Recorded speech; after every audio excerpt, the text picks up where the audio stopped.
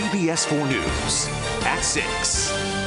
If there was a crime that was potentially committed in the Broward County Courthouse in the jury room, I think that if the sheriff were to look into it, that would be entirely appropriate under the circumstances.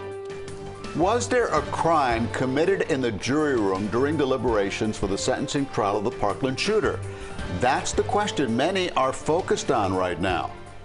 Good evening, I'm Elliot Rodriguez. And I'm Naja Sherman. One day after the jury recommended life in prison for Nikolas Cruz, the defense, the state, and the judge returned to the courtroom. This was to talk about a possible threat that a juror says she received during deliberations. And today it's official. The Broward Sheriff's Office says they will investigate the allegations. CBS 4's Joan Murray is live in Fort Lauderdale. And tonight, Joan, what do we know about this new case?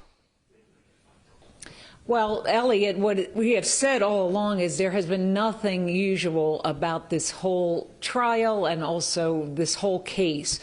We have learned that a total of 3 jurors now have come forward to say that they had problems with what went on in that deliberation room. We're here this afternoon on the state's motion. As he waits to be formally sentenced, controversy swirling around Thursday's life without parole verdict for the Parkland shooter that upset the families of the 17 murdered. Prosecutors filing a motion to interview a juror who called their office to say during deliberations she received what she perceived to be a threat from a fellow juror while in the jury room. This is a safety issue.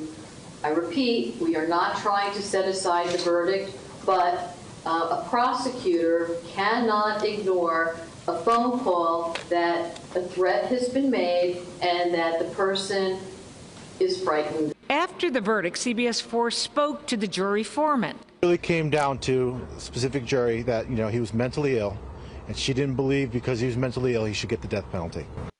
In their court filing responding to prosecutors, the defense cites CBS News Miami's interview with the foreman. Evidence what happened in the jury room was proper. If something improper happened, it needs to be investigated, so I fully support the ask. Fred Guttenberg, whose daughter Jamie was murdered in the massacre, has questioned whether one of the jurors was anti-death penalty before getting on the jury and influenced other jurors. The other 2 sounded as if they were wanting to discuss.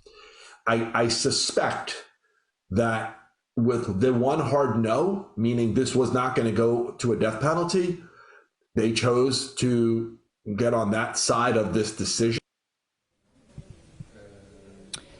So in regards to this one juror who has alleged she was threatened in the jury room, the Broward Sheriff's Office is going to investigate. This second juror who wrote the letter to the judge and said that she was not biased, we don't know where that is going to go. And now there is a third juror that the judge talked about today, was trying to get her attention while they were reading the verdict and also at another point during the trial, but she said she could not talk to that juror because it would be improper. He was given the opportunity to write something on a Post-it note before leaving the courthouse, and he declined to do that. So we do not know at this point where everything is going. Legal scholars disagree, but we'll be sure to keep you posted of any new developments. In Fort Lauderdale, Joan Murray, CBS 4 News.